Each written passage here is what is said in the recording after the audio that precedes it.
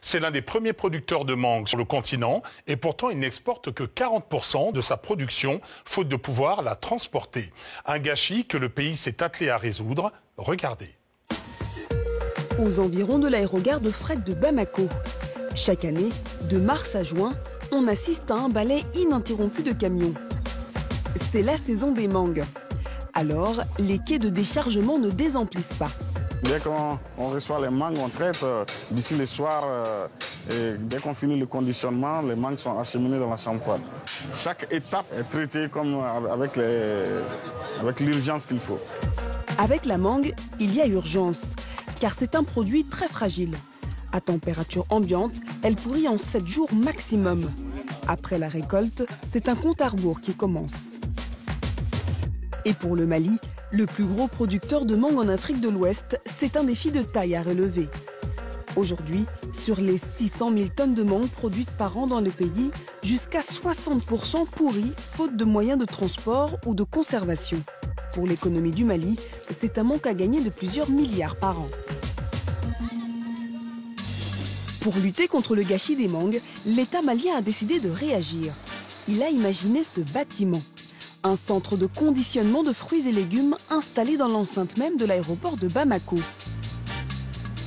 Ici, l'État a investi 770 millions de francs CFA pour construire cet espace de 6000 hectares, une plateforme qu'il a entièrement mise à disposition des exportateurs de mangue. L'établissement Yafa et Frères est l'un d'entre eux. Donc on va prendre des mangues et puis on va l'amener directement au centre de conditionnement. La société profite du centre pour conditionner ses mangues dans des conditions optimales. Et cela commence par cette salle mise à disposition de l'entreprise pour réceptionner, trier et nettoyer les fruits. Ici, on a les bonnes dames et ils font le premier tri. Et après, ils lavent bien pour enlever tout ce qui est le déchet et tout.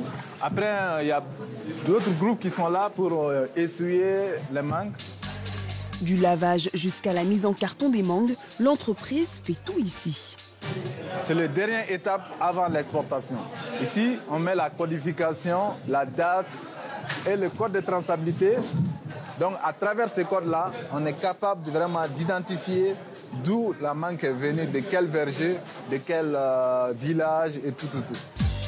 Direction ensuite le port d'Abidjan ou l'aéroport de Bamako, situé à quelques mètres de là pour exporter les mangues vers la France, les Pays-Bas ou encore la Belgique.